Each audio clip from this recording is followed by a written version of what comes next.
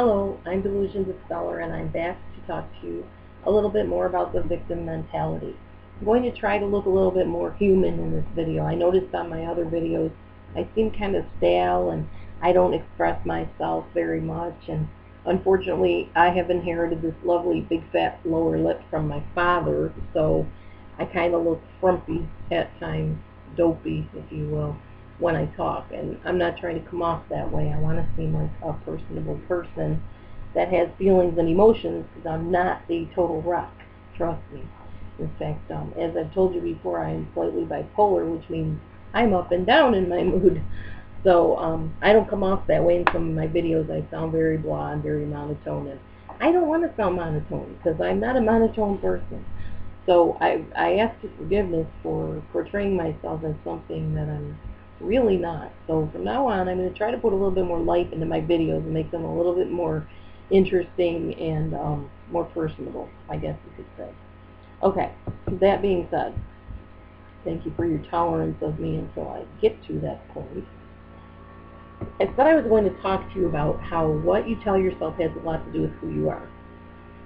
If you say that you're good for nothing, that everything that everybody says about you is true, all the negative stuff that you hear, that you're never going to be anything, you can't do this or that, no, I'm never going to succeed, it's never going to work out, well, chances are that you've probably not gotten very far in life, and maybe you won't get very far. I mean, you might overcome the odds of your vocalizations, but 9 times out of 10, what you tell yourself shapes what goes on in your life. You need to have a positive attitude. Now, cognitive therapy deals with this. This is why a lot of times I encourage people to go to cognitive therapists. What cognitive therapy's basis is that what you think up here controls how you feel in here and what comes out of your mouth and your actions. What you think is how you feel and how you're going to act. The Bible also says, "As a man thinketh, so is he." I think there's a lot of truth to that. I'm not saying that's the only way that your life will be governed, but it's a big part of it. You can make up your mind every day if you're going to have a good day or if you're not. And it's not that the day will turn out by the way that you feel about it, but it's that whatever happens to you, how you react and respond to it has a lot to do with how you end up feeling and the things that you speak and the things that you do. If you're negative, chances are you're probably reaping some negativity in your life right now. What you watch on TV, a lot of these shows they call sitcoms, they're funny, okay? But if you watch really deeply and carefully what's being said, a lot of times characters are mocking each other. Sometimes they're downright insulting each other. They're making fun of different things going on. I won't get into extreme details here because it could cause a debate on the controversy of the issues that come up. But the things that you watch often are coming out of your mouth and being lived in your life. If you have kind of a weak inner core, or inner idea of who you are, if you watch a sitcom or if you watch a horror movie or whatever you watch, you may find yourself becoming angry or lustful or just in some way imitating what you're seeing. You might realize that the Bible also says bad company corrupts good morals, or you're like the company that you keep, or birds of a feather flock together.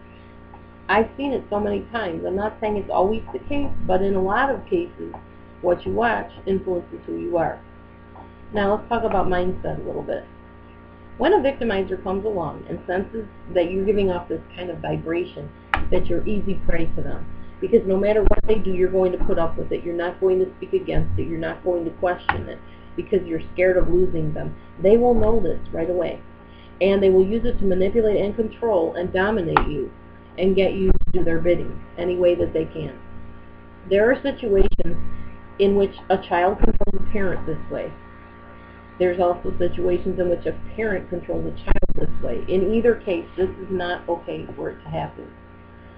Narcissists look for a person that is avoidant, depressed, lonely, lost, somebody that might be bipolar, not taking their medicine, someone that has isolated themselves from their friends and everybody in the world, someone who is ignorant about narcissism, people with low self-esteem and a negative mindset.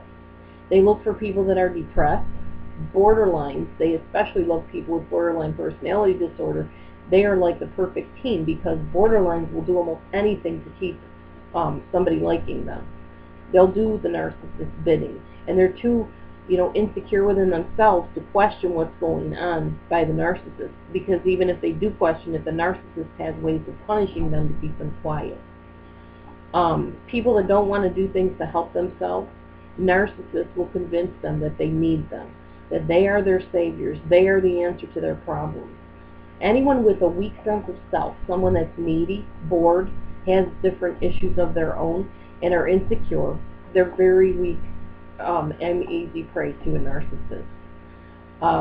Narcissists look for people with agendas against others. They love people that have something against someone else, because if they can join you in that and attack the other person, that makes them feel like they're the chief warrior and makes you look up to them even more, which is what they want. They want to be aggrandized and admired. They live for that, even if they have to do bad things to get admired. Since the narcissist feels entitled and like the world owes them everything, they're more than glad to help you exact vengeance on another person. The more pain and humiliation you both can cause the other person, the more the narcissist gets off on that. Narcissists will use commiserating with you in order to ease you into trusting them. That's what happened with me in the case of the narcissist in my life. I was hurting because I had lost a friend, a very close friend. Our friendship ended when I started calling her on the things that I saw her doing that were not biblical and not kind. So she ended the friendship. Well, I was a mess. I was devastated. It was a 3.5-year friendship with somebody that had borderline personality disorder. And if you've ever been in a relationship with them, there's a lot of drama, a lot of trauma, a lot of excitement. Sometimes good, sometimes bad, but it keeps you feeling alive to be in this type of really messed up relationship. Well, this relationship ended, and I was devastated. So along comes the narcissist to play my savior and commiserated with me. Oh, I can't believe she treated you that way. I would never do that to you, honey. I can't believe any human being could do that to another human being, basically to make me feel like I could really rely on this person. Even told another friend of mine that she wanted to kind of take me under her wing to help me heal from this friendship breaking up. Well, that kind of caused me to trust her and to put all my eggs into one basket, so to speak, to see her as somebody that could really help me get over the pain. So I trusted her as my confidant and my savior. Narcissists look for people that were freshly abandoned, rejected, that have gone through abuse, so that they can play the role of that true friend and caregiver. In order to stay sane and survive, when you're in a narcissistic relationship, you often will find yourself adopting some of their tactics and some of their traits and the way they treat other people.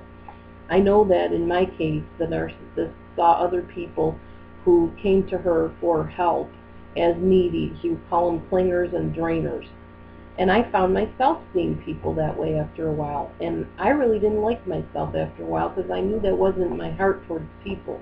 I really do enjoy people and I enjoy helping people, although I'm careful about who I let into my inner circle, because people can drain you at times if they don't want to get help and they're just taking up your time to pour out their heart and not really do anything to change their circumstances.